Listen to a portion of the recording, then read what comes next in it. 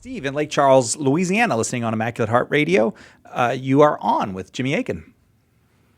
Yes, hello.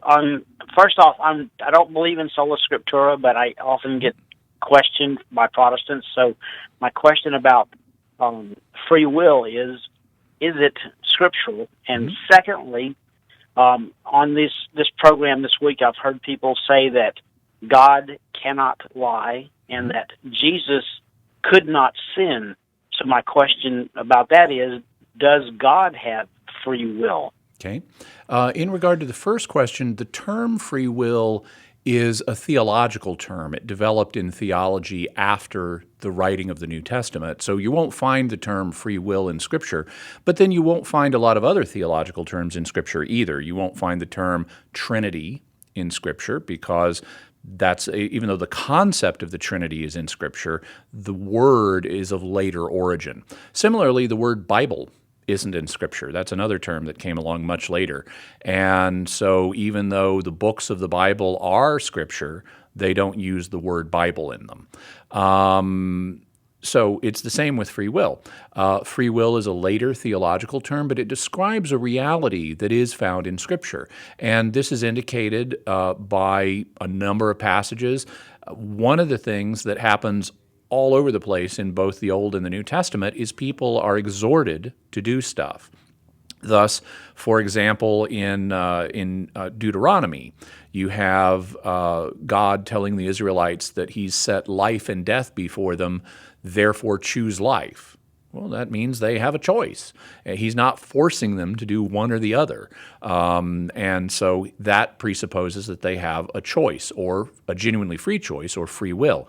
In the same way, whenever the New Testament exhorts anybody to do anything rather than something else, that's another illustration of the biblical reality of free will, even though that term hadn't been invented yet. So yes, it's a biblical concept. In terms of God having freedom, again, the term is a later one, but God clearly has freedom, and this is something that is emphasized particularly in some later theological documents that talk about how, for example, God didn't have to create the world.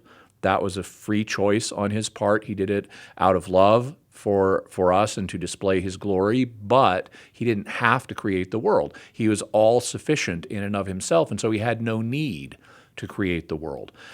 However, God's actions are consistent with His nature, and His nature is to be all good. And that explains why God can't lie or otherwise sin, because those would involve logical contradictions.